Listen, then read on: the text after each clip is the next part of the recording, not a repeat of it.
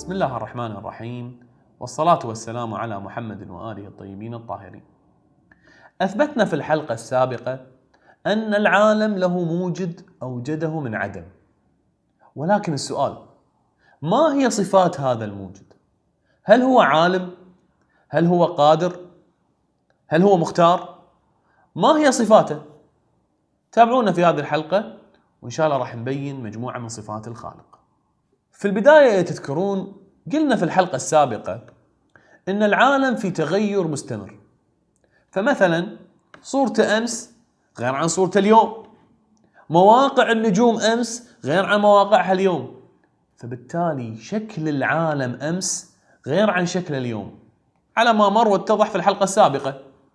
وبما أن العالم في تغير، إذن المؤثر والموجد لهذا العالم لازم يكون مختار ومو فاقد لصفة الاختيار، يعني مو مؤثر بالضرورة.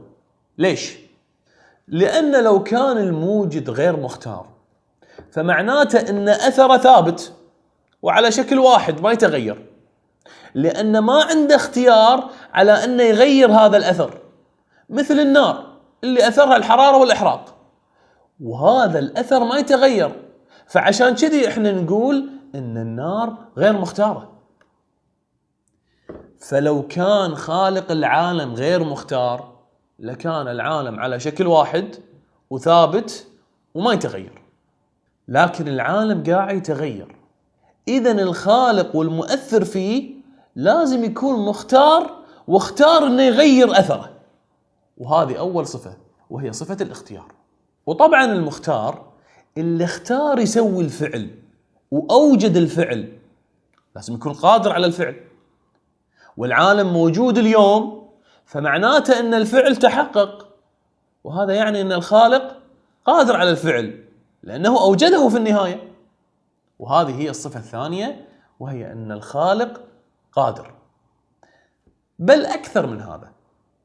العقل يقول أن الخالق قادر على أن يوجد كل ما جانس العالم أيضا، يعني يقدر يوجد عالم نفس عالمنا، لأن القادر على شيء يقدر على ما يجانس هذا الشيء، ولا يعقل أن يكون هناك شيء يمنع هذا الخالق من أن يخلق عالم آخر، لأنه قاعد يوجد من عدم، فماكو مانع آخر أصلا.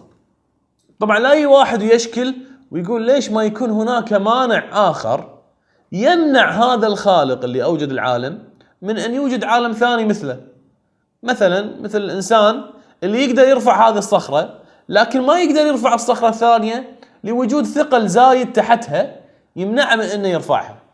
نقول له هذا إشكالك ما يرد علينا، لأن الخالق قاعد يخلق المادة والصورة من عدم هني، وما في موانع ثانية تمنعه من أنه يوجد هذا الفعل مرة ثانية ويكرره أكثر من مرة. نخلص من هذا الكلام أن خالق العالم قادر ومختار، وبعد نقول بأن المختار لازم يكون عالم باختياره. ولا ايش معنى اختار هذا الفعل بالذات؟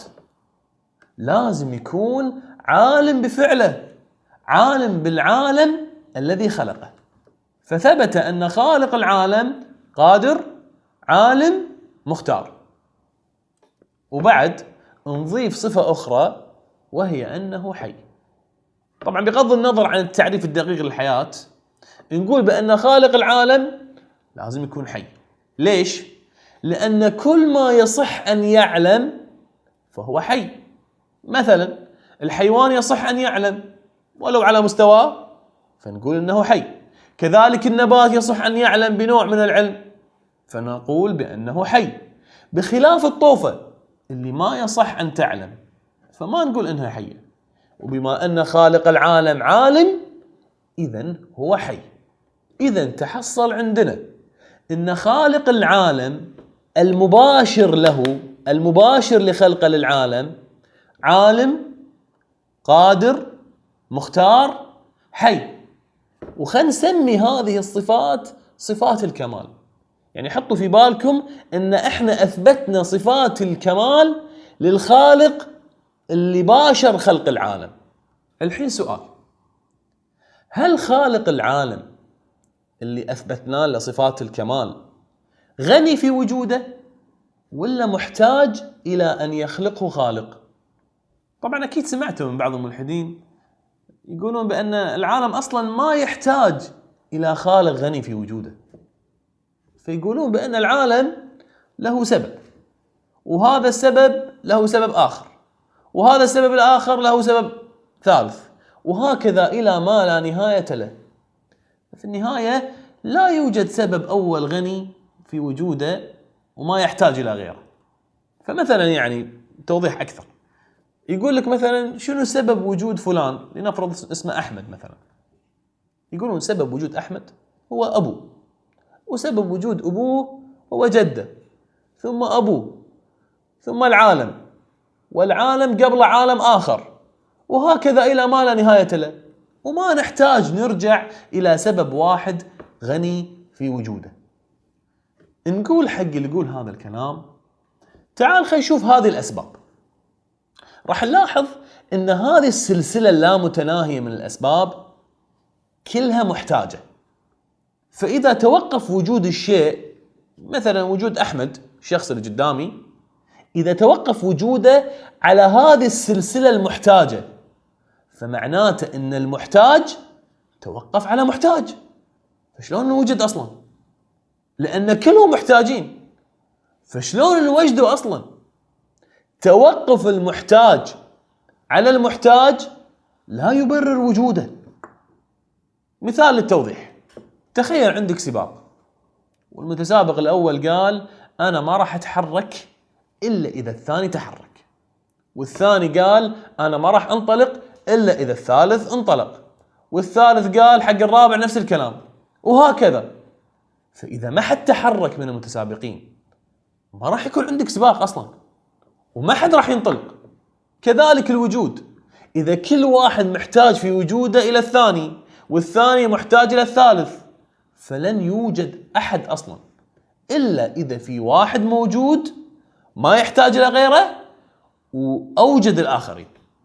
زين قد واحد يقول زين فرضية ثانية، ليش العالم ما أوجد نفسه؟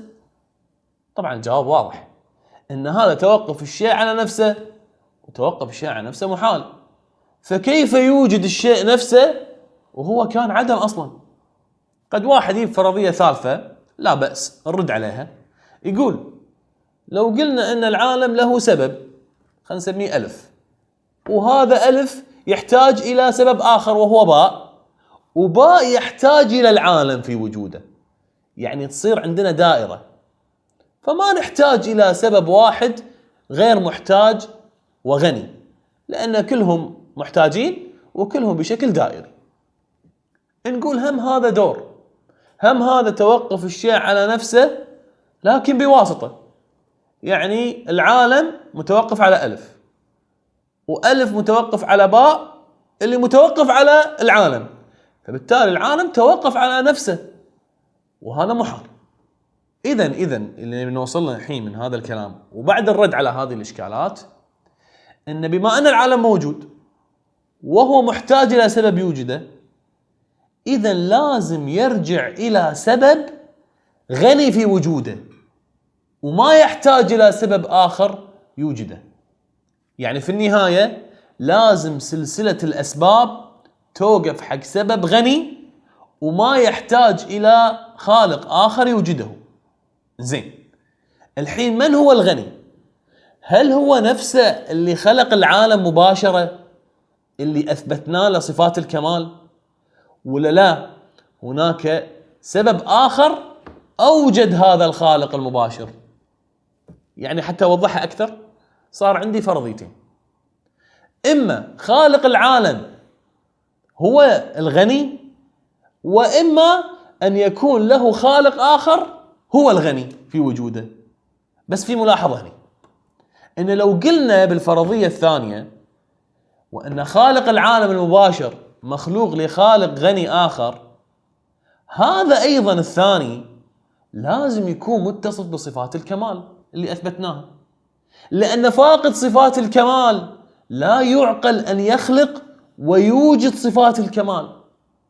فإذا الثاني اللي هو المخلوق متصف بصفات الكمال إذن الذي أوجده السبب الأول الغني كذلك يجب أن يتصف بصفات الكمال.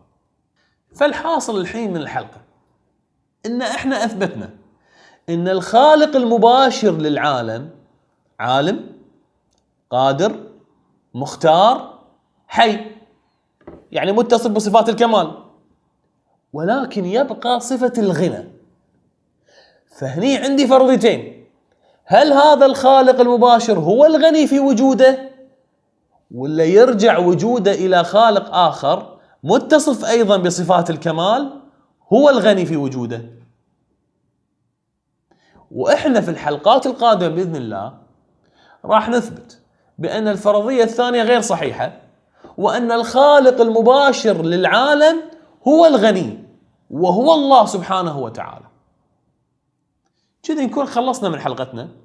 نتمنى أنها عجبتكم وكانت خفيفة وسهلة عليكم، ولا تنسوا مشاركتنا بالتعليقات واللايكات. والسلام عليكم.